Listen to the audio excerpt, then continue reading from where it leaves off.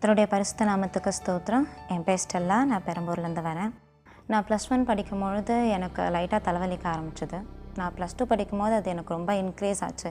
3 வருஷமாக எங்கள் மகள் ரொம்ப தலைவலியில் கஷ்டப்பட்டுருந்தா. எப்படின்னா தலை மேலே ஏதோ பாரத்தை எடுத்து வச்ச மாதிரி இருக்கும். தலைவலி ரொம்ப அதிகமாக எனக்கு கண்ணிலேருந்து தண்ணி ஊற்ற ஆரம்பிச்சிடும். தண்ணி ஊற்றுச்சுன்னா என்னால் படிக்கவே முடியாது. நான் புக்கு பார்க்கும்பொழுது எனக்கு அந்த லெட்டர்ஸ்லாம் எனக்கு ஒழுங்காக தெரியவே தெரியாது. அப்போது டாக்டர்கிட்ட போய் செக்கப் பண்ணோம். அப்போது அவங்க கண்ணாடி எழுதி கொடுத்துருந்தாங்க. கண்ணாடி எழுதி கொடுத்தாலும் அந்த தலைவலி நல்லாவே ஆகலை. அப்புறம் ஆவிலாம் பிடிச்சோம். அப்போ கூட தலைவலி நல்லாகலை. மாத்திரை போட்டாலும் தலைவலி நல்லாகலை. நான் தலையை அப்படியே பிடிச்சிப்பேன். தலை வலிக்கக்கூடாதுன்றதுக்காக அழுத்தி பிடிச்சிப்பேன். என்னால் அப்போ கூட முடியாது. தலைவாணி பெட்டில் போய் படுத்துக்கிட்டு பிடிச்சிட்டே இருப்பேன். அப்படி தான் நான் ரொம்ப கஷ்டப்பட்டேன் படிக்க முடியாமல். அதுக்கப்புறம் என்ன பண்ணுறது தெரில. காலேஜ் செகண்ட் இயர் படிக்கும்பொழுது நாங்கள் எப்போவுமே நைட் ஆனால் ஜீசஸ் ஹவுஸ் ப்ரோக்ராம் பார்க்கும்பொழுது அன்றைக்கி இவான்ஷன் ஆண்டி சாட்சி லெட்டர்லாம் எழுதினவங்களுடைய லெட்டர் வாசித்து அதில் இருக்கிற சாட்சியெல்லாம் படித்து இந்த மாதிரி உங்களுக்கும் நடக்கும், இப்போ நீங்கள் ப்ரேயர் பண்ணுங்க அப்படின்னு சொன்னாங்க. அன்னைக்கு பார்த்தீங்கன்னா எனக்கு மத்தியானத்துலேருந்து ரொம்ப தலைவலி ஃபுல்லாக வலிச்சுட்டே இருந்துச்சு. கண்ணில் தண்ணி ஊற்றிட்டே இருந்துச்சு. என்னால் அந்த டிவியை கூட என்னால் பார்க்க கூட முடியல. அவ்வளோ கண்ணில் தண்ணி ஊற்றிட்டே இருந்துச்சு. நானும் ஆன்ட்டி கூட சேர்ந்து ப்ரேயர் பண்ணிகிட்டே இருந்தேன். ஏசப்பா எனக்கும் இன்னைக்கு கண்டிப்பாக நீங்கள் சுகம் தரணும் அப்படியே சொல்லிட்டு ப்ரேயர் பண்ணேன்.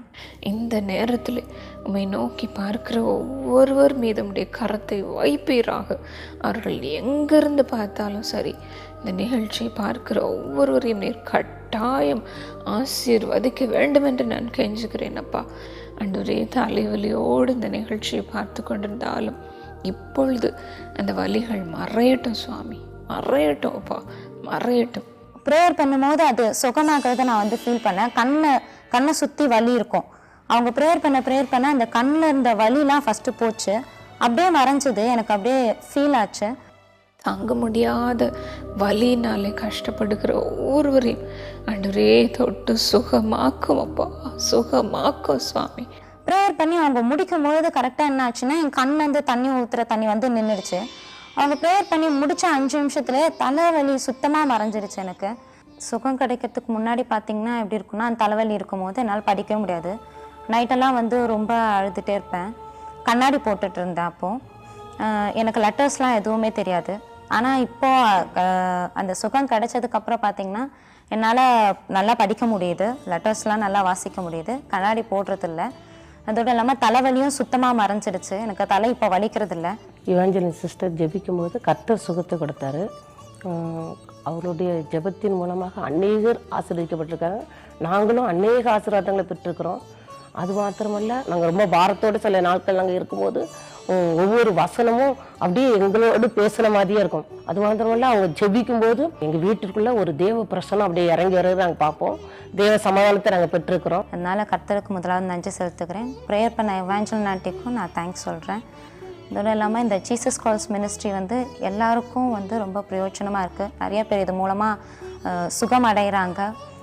நிறைய பேருடைய கடன் பிரச்சனைலாம் தீருது. அதுபோல் எங்களுக்கும் இது சுகமளிக்கும் ஒரு ஊழியமாக எனக்கு இருந்தது. இப்பொழுதும் இயேசு அழைக்கிறார் பிரார்த்தனை கூட்டம் ஒன்றில் உங்கள் அன்பு சகோதரி இவாஞ்சலின் பால் தினகரன் அவர்கள் வழங்கிய இறை செய்தியின் ஒரு பகுதியினை உங்கள் ஆசீர்வாதத்திற்காக வழங்குகிறோம். இப்பொழுதும் கர்த்தருடைய வார்த்தை சொல்லுகிறது. யாக்கோபு 5:16 நாம் பார்க்கிறோம். நீதிமான் செய்கிற ஊக்கமான வேண்டுதல் மிகவும் பலனுள்ளதாக இருக்கிறது என்று. ஊக்கமாக ஜெபிக்கும் பொழுது, உண்மையாக ஜெபிக்கும் பொழுது அது மிகுந்த பலனை கொடுக்கிறது. நமக்கு பலனை கொடுக்கிறதோடு கூட நம் ஜெபங்களுக்கு பதிலை கொண்டு வருகிறது என்று வேதம் சொல்கிறது. இன்றைக்கு உங்கள் ஒவ்வொருடைய ஜெபத்திற்கும் கட்டாயம் பலன் உண்டு. விசுவாசித்தவளே பாக்கியவதி, உன் நம்பிக்கை வீண் போகாது, அதற்கு முடிவு உண்டு என்று வேதம் சொல்லுகிறபடி இன்றைக்கு உங்கள் ஜெபத்திற்கு ஒரு பதிலை கட்டாயம் தருவார். இரண்டாவதாக ஆண்டவர் நமக்கு எப்படி ஜெபிக்க கற்றுக் கொடுத்திருக்கிறார் பாருங்க. இயேசு என்ற அந்த நாமத்தை சொல்லும்படி கற்றுக் கொடுத்திருக்கிறார். யோவான் 16:23 நாம் அதை பார்க்கிறோம். அதை வாசிக்க கேட்போமா? அந்த நாளிலே நீங்கள் என்னிடத்தில் ஒன்றும் கேட்க மாட்டீர்கள். மெய்யாகவே மெய்யாகவே நான் உங்களுக்கு சொல்லுகிறேன், நீங்கள் என் நாமத்தினாலே பிதாவினிடத்தில் கேட்டுக்கொள்வது எதுவோ அதை அவர் உங்களுக்கு தருவார். அவர் அழகா சொல்லி தர்றார் பாருங்க. நீங்க என் நாமத்தினால, என்னுடைய நாமத்தை சொல்லி பிதாவினிடத்துல கேளுங்க, அப்போ நீங்க கேட்டுக்கொள்வதை அவர் தருவார். பிலிப்பியர் 2:10 இயேசுவின் நாமத்தில் வானோர் பூதலத்தோர் பூமியின் கீழானோர் யாவருடைய கால்களும் முடங்கும் என்று வேதம் சொல்கிறது. இயேசுவின் பெயரை சொன்னாலே பிசாசு கூட நடுங்குகிறது. அப்படிப்பட்ட பெரிய நாமம் அவருக்கு இருக்கிறது. எல்லா நாமத்திலும் அவருடைய நாமம் மேலானது. இந்த நாமத்தை ஆண்டவர் நமக்கு ஜெபிக்கும் பொழுது பயன்படுத்தும்படியாக கொடுத்திருக்கிறார். நாங்கள் வெளிநாடுகளுக்கு போகும்பொழுது இந்த இயேசுவின் நாமத்தை எங்களால் கேட்கவே முடியறதில்லை. நல்ல பிரசங்கம் பண்ணுவாங்க, பேசுவாங்க. ஆனால் ஜெபம்னு வரும்போது ஒரே ஒரு லைன் தான் ஜெபம் பண்ணுவாங்க. ஆண்டவரே உங்களெல்லாம் ஆசீர்வதியும், ஆமேன். இயேசுவின் நாமத்தில் ஆமேன்னு கூட சொல்ல மாட்டாங்க. இயேசு என்ற பெயரையே அங்கே கேட்க முடியாது. ஆனால் நாங்கள் இந்தியாவுக்கு வரும்பொழுது எல்லாரும் சொல்லுகிற காரியம் என்ன? இயேசு எங்களுக்கு இதை கொடுத்தார், இயேசு இந்த அற்புதத்தை செய்தார், இயேசு என்னோடு இருக்கிறார் என்று சொல்லுகிற காரியத்தை கேட்கும் பொழுது எவ்வளோ இன்பமாக இருக்கிறது. ஏதாவது அவங்களுக்கு நன்மை கிடச்சிருச்சுன்னா அவங்க என்ன சொல்லுவாங்க தெரியுமா? மை காஷ்ன்னு சொல்லுவாங்க. மை காடுன்னு கூட சொல்ல மாட்டாங்க, மை காஷ். ஒரு தும்மல் போட்டாங்கன்னா காட் பிளஸ் யூன்னு கூட சொல்ல மாட்டாங்க, பிளஸ் யூ, பிளஸ் யூன்னு சொல்லுவாங்க. யார் பிளஸ் பண்ணுவா? ஆண்டவர் தான் பிளஸ் பண்ணணும். அதெல்லாம் கேட்கும் பொழுது எங்கள் மனம் உடைந்து போகும். ஆண்டவர் எவ்வளோ அழகாக அவருடைய நாமத்தை நமக்கு ஜெபிப்பதற்கு கொடுத்திருக்கிறார். அதை பயன்படுத்தாமல், அந்த மகிமை தெரியாமல் அநேகது இருக்கிறார். ஆனால் நமக்கோ எவ்வளோ பெரிய பாக்கியத்தை கொடுத்திருக்கிறார். இயேசுவின் நாமம் மேலான நாமம். கர்த்தருடைய நாமம் பலத்த துருக்கம். நீதிமான் அதற்குள் ஓடி சுகமாக இருக்கும். அந்த சுகத்தை தெரியாமல் இருக்கிறாங்க அநேக ஜனங்க. என்னுடைய கணவர் அழகாக பாடுவாங்க, என்ன சுகம், என்ன சுகம், ரட்சகரின் சமூகம் பேரானந்தம் என்று சொல்வார்கள். என்ன சுகம், ஆஹா என்ன சுகம், என் ரட்சகரின் சமூகம் பேரானந்தம், பரமானந்த மோட்ச சுகானந்தம், அதை பெற்று அனுபவித்தால் என்ன சுகம்.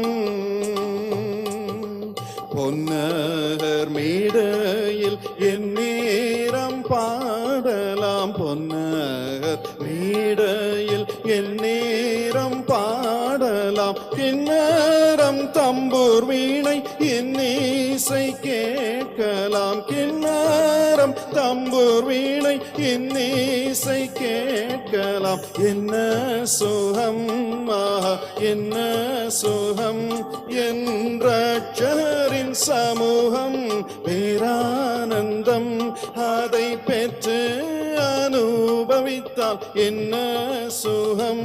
பரமானந்த மோட்ச சுகானந்தம், அதை பெற்று அனுபவித்தால் என்ன சுகம்.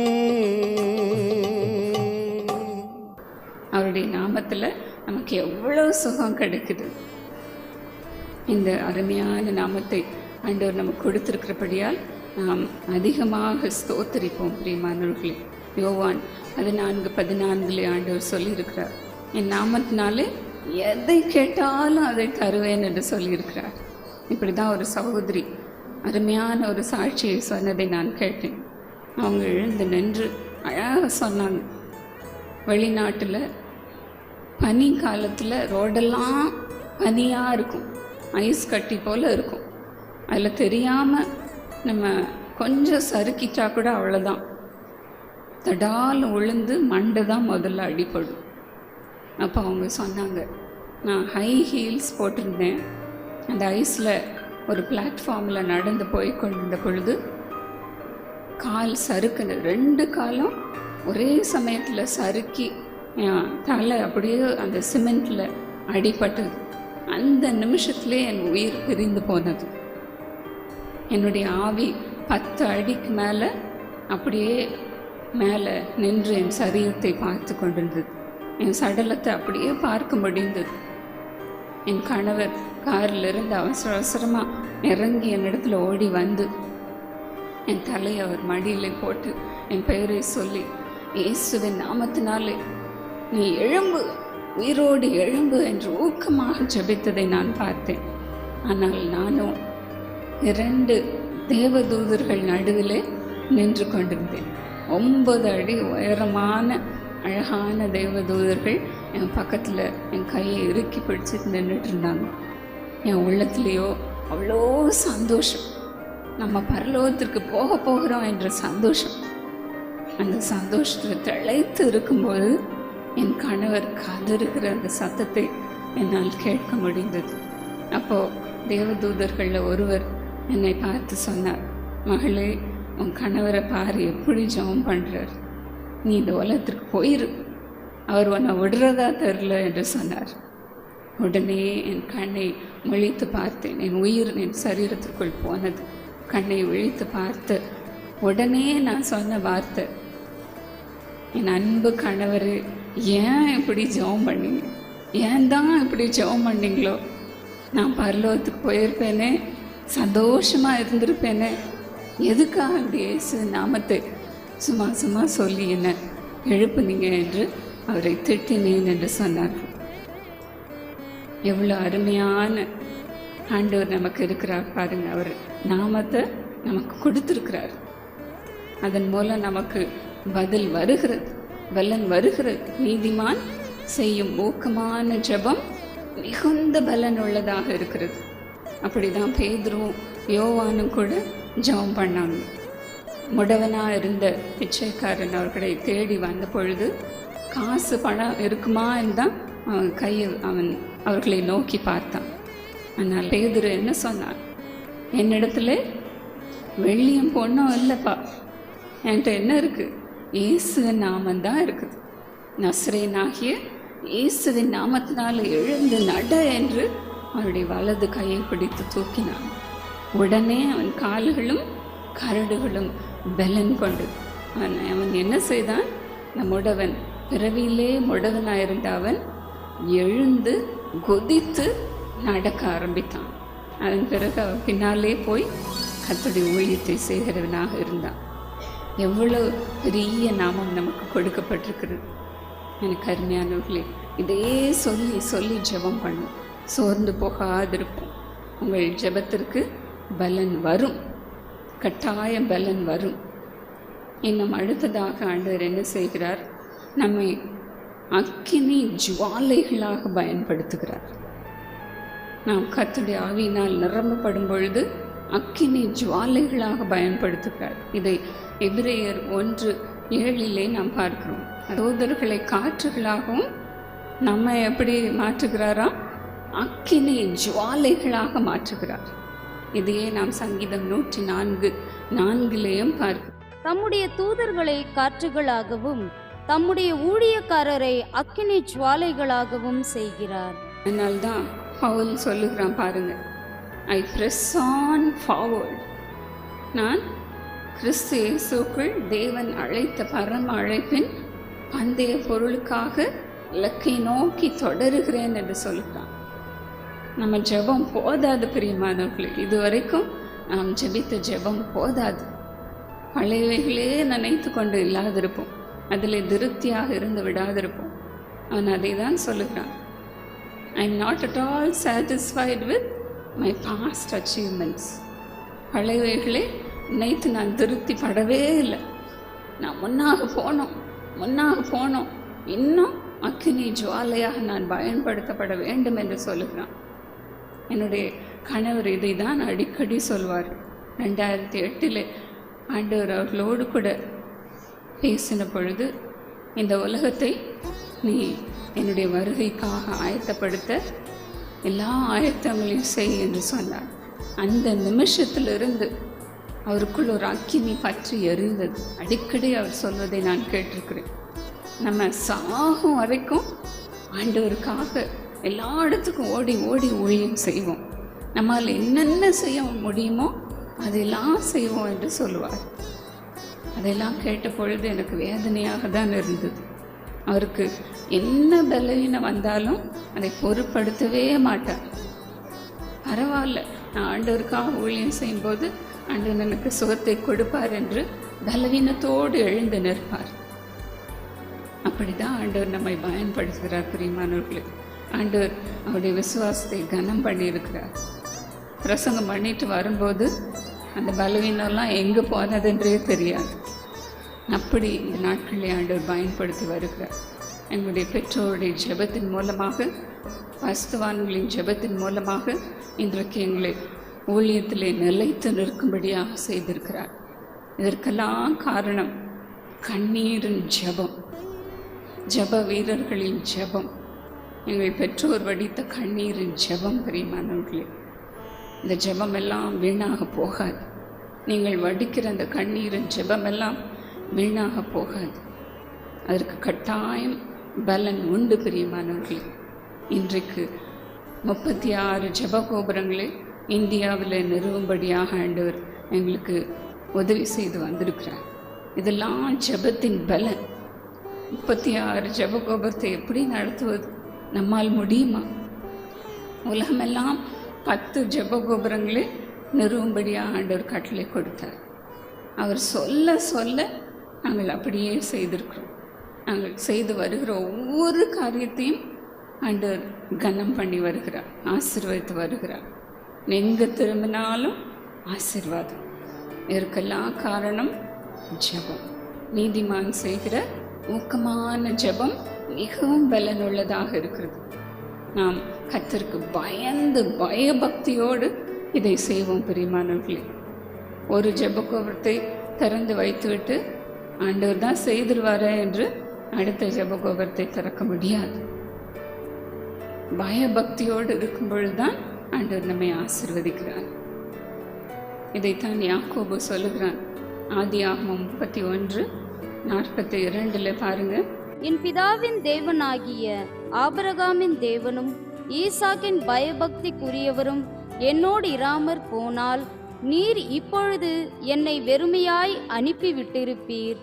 தேவன் என் சிறுமையையும் என் கை பிரயாசத்தையும் பார்த்து நேற்று ராத்திரி உம்மை கடிந்து கொண்டார் என்று சொன்னான். எவ்வளவு பயந்து நடுங்கி இதை சொல்லுகிறான் பாருங்க. என்னுடைய தகப்பன் ஆபிரகாமின் தேவனும் என்னுடைய தகப்பனாகிய ஈசாக்கின் பயபக்திக்குரியவரும் என்று சொல்லுகிறார். நம்ம சாதாரணமாக ஆண்டவரை பாடி துதித்து விட முடியாது. அவர் துதிக்கு பாத்திரராக இருக்கிறார் என்ற பயபக்தியோடு அவரை பாடும் பொழுது கூட பயந்து நடுங்க வேண்டும். வேதம் சொல்லுகிறது, சிறுமைப்பட்டு ஆவியில் நொறுங்குண்டு என் வசனத்திற்கு நடுங்குகிறவனே நான் நோக்கி பார்ப்பேன் என்று சொல்லுகிறார். பயந்து நடுங்கும் பொழுதுதான் கர்த்தர் நம்மை ஆசீர்வதிக்கிறார். ஒவ்வொரு ஜெபத்தையும் பயபக்தியோடு செய்வோம். பிரியமானவர்களே, நம் ஊழியத்தை செய்யும் பொழுதும் பயபக்தியோடு செய்வோம். ஆண்டுடைய பணத்தை நாம் கையில் எடுக்கும் பொழுது பயபக்தியோடு அதை பயன்படுத்துவோம். சாதாரணமாக நம்மால் செய்து விடவே முடியாது. கர்த்தர் இந்த பயபக்தியை ஆண்டவர் உங்களுக்கு தருவாராக. இயேசுவானவர் கூட அப்படி தான் பயபக்தியோடு ஜெபம் பண்ணினார் என்று வேதத்தில் பார்க்கிறோம். எபிரேயர் 5:7 பாருங்க, அதை வாசிக்க கேட்போம். அவர் மாம்சத்தில் இருந்த நாட்களில் தம்மை மரணத்தினின்று ரட்சிக்க வல்லமையுள்ளவரை நோக்கி பலத்த சத்தத்தோடும் கண்ணீரோடும் விண்ணப்பம் பண்ணி வேண்டுதல் செய்து தமக்கு உண்டான பயபக்தி நிமித்தம் கேட்கப்பட்டு தமக்கு உண்டான பயபக்தி நிமித்தம் அவர் ஜெபம் கேட்கப்பட்டது. அவர் எவ்வளோதான் பலத்த சத்தத்தோடு கண்ணீரோடு ஜெபம் பண்ணால் கூட அவருக்கு என்ன இருந்தது? பயபக்தி. இயேசுவானவருக்கே அந்த பயபக்தி இருக்குமானா நமக்கு எவ்வளோ அதிகமாக வேண்டும் அல்லவா? பயந்து நடுங்க வேண்டும். எங்கள் அப்பா சகோதரர் தினகரன் அவர்கள் அடிக்கடி இதை தான் சொல்லுவாங்க. நம்ம எவ்வளோதான் பெரிய ஊழியக்காரராக இருந்தால் கூட பிரசங்கம் பண்ண போவதற்கு முன்பதாக பயந்து நடுங்க வேண்டியது மிகவும் அவசியமாக இருக்குது. என்னிடத்துல அவங்க அருமையாக சொல்லி தருவாங்க, எப்படி பிரசங்கம் பண்ணும், எப்படி ஜெபம் பண்ணும்னு சொல்லுவாங்க. ஒவ்வொரு பிரசங்கத்தையும் நீ ப்ரிப்பேர் பண்ணுறதுக்கு முன்னால் உபவாசம் பண்ணி ரூம் கதவை மூடி ஆண்டவரிடத்துல கேளு, ஆண்டவரே உம்முடைய வசனத்தை எனக்கு தாரும், சரியான வார்த்தையை தாரும் என்று கேட்டு எழுது, நீயே எழுது என்று சொல்வார்கள். அப்படி தான் நான் இடத்துல கற்றுக்கொண்டேன். ஒவ்வொரு வார்த்தையும் சொல்லுவதற்கு முன்பதாக உபவாசம் பண்ணி ஜெபித்து நாங்கள் எல்லாம் ப்ரிப்பேர் பண்ணுவோம். அதனால்தான் ஆசீர்வாதம், அதனால்தான் அற்புதம் நடக்குது. எனக்கு அருமையானவர்களே, இந்த பயபக்தி நமக்கு மிகவும் அவசியமாக இருக்குது. எனக்கு அருமையானவர்களே, இன்றைக்கும் ஆண்டவர் தம்முடைய பரிசுத்த ஆவியினால் அதிகமாக நம்மை நிரப்பும்படியாக ஜெபிப்போம். கர்த்தருக்கு நம்மையே ஒப்பு கொடுப்போம். ஆண்டவரே, நான் இன்னும் அதிகமாக உடைய வசனத்தை படிக்க வேண்டும், இன்னும் அதிகமாக ஜெபிக்க வேண்டும், எனக்கு நீர் உதவி செய்வீராக, பரிசுத்த ஆவியை தருவீராக என்று ஜெபம் பண்ணுவோம். ஊக்கமாக எனக்கு ஜெபிக்க சொல்லித்தார் என்று நாம் இன்றைக்கு ஆண்டவரிடத்தில் கேட்கும் பொழுது உதவி செய்வார். இப்பொழுதும் கண்களை மூடி ஜெபிப்போமா? ஸ்தோத்திரம் அப்பா, நமக்கு ஸ்தோத்திரம் சுவாமி. ஆண்டவரே, இங்கு வந்திருக்கிற ஒவ்வொருவரையும் நீர் தெரிந்தெடுத்திருக்கிறே சுவாமி. உங்களுடைய கைகளினாலே நீர் ஒவ்வொருவரையும் பிரித்து எடுத்து உமக்காக தெரிந்து கொண்டிருக்கிறேன். ஆண்டவரே, இவர்கள் உம்முடைய பிள்ளைகள் அப்பா, உமக்கு சொந்தமானவர்கள் சுவாமி. முதலாவது நான் அதற்காக ஆண்டவரை ஸ்தோத்தரிப்போமா? ஸ்தோத்திரம் அப்பா, நீங்கள் விசேஷித்தவர்கள், நீங்கள் விசேஷித்தவர்கள். உங்கள் ஜெபம் கேட்கப்படுகிறதாக இருக்கிறது பிரியமானவர்களே. நாம் ஒரு நாள் சோர்ந்து போகாமல் ஜெபிப்போம் பிரியமானவர்களே. இன்றைக்கு அதற்கு வேண்டிய பலன் வருகிறது. இந்த வருஷத்திலே ஆண்டவர் கொடுத்த வாக்குத்தத்தம் அதுதான். நிறைவேறாத ஆசைகளை இந்த வருஷத்திலே நிறைவேற்றுவேன் என்று சொல்லியிருக்கிறார். என் வசனம் ஒரு நாளும் வெறுமையாக திரும்பாது என்று சொல்லியிருக்கிறார். உங்களுக்கு மன மகிழ்ச்சி வரும் என்று சொல்லியிருக்கிறார். அதையே நாம் பிடித்துக்கொள்வோம்.